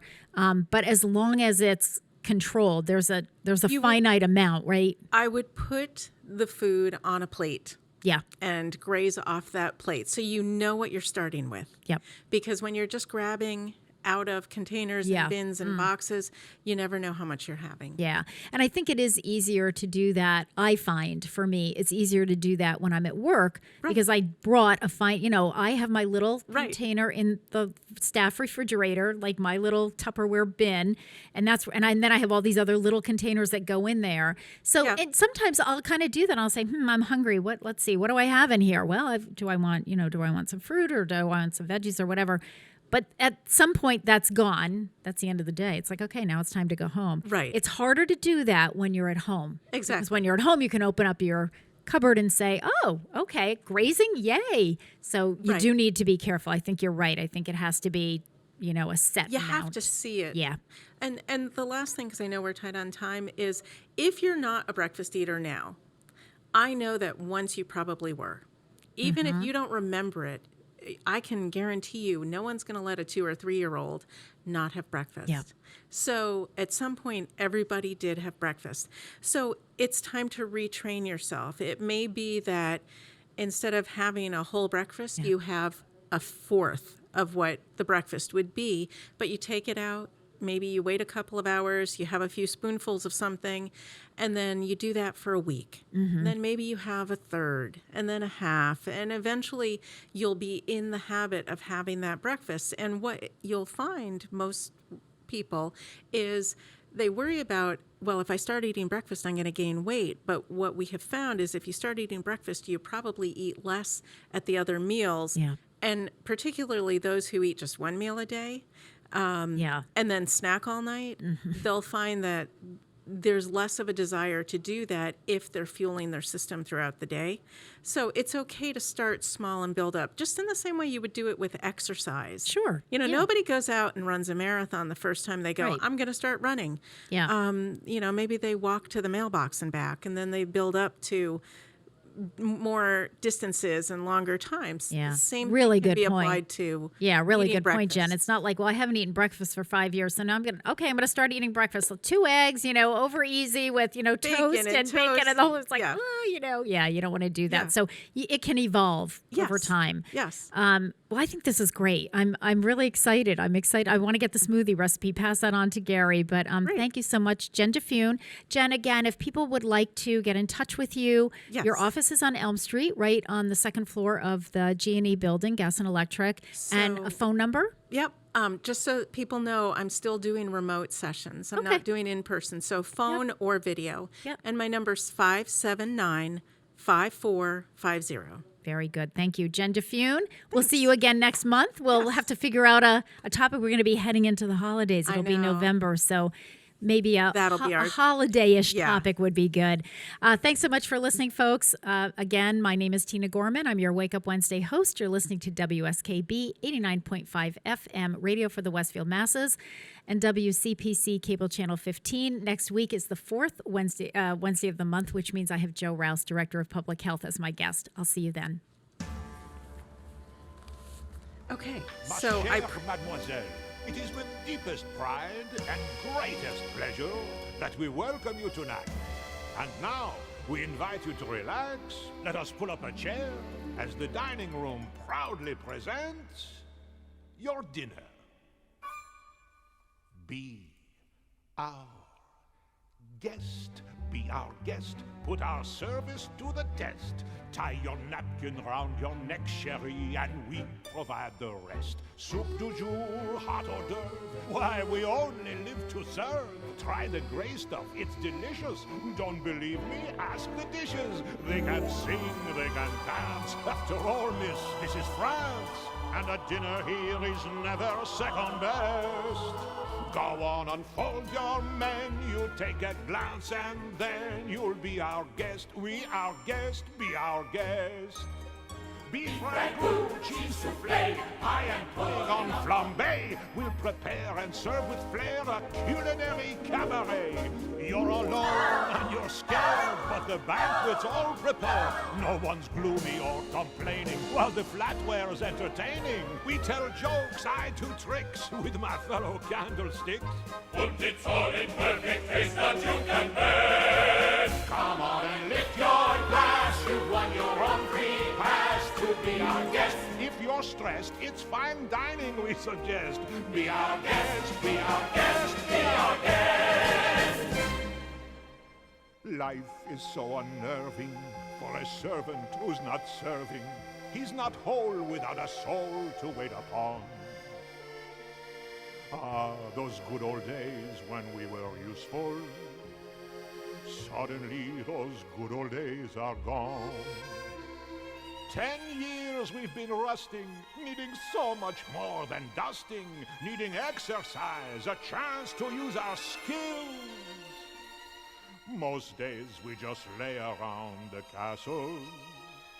Flabby, fat and lazy, you walked in and oops-a-daisy! It's a guest, sakes alive and I'll be blessed. Wine's been poured and thank the Lord I've had the napkins freshly pressed. With dessert, she'll want tea, and my dear, that's fine with me. While the cups do their soft shoeing, I'll be bubbling, I'll be brewing, I'll get warm, I've been hot. Heaven's sakes, is that a spot? Clean it up, we want the company impressed. We've got a lot to do. Is it 1 up or 2 for you, our guest? She's our guest. She's our guest. Be our guest. Be our guest. Be our guest. From lands or the west. It's 10 years since we've had anybody here, and we're obsessed with your meal, with your meals. Yes, indeed, we're to please. While the candlelight's still glowing, let us tell you we'll keep going. More time. Course, one by one, till you shout. Enough, I'm done. Then we'll sing you off to sleep as you digest. Tonight you'll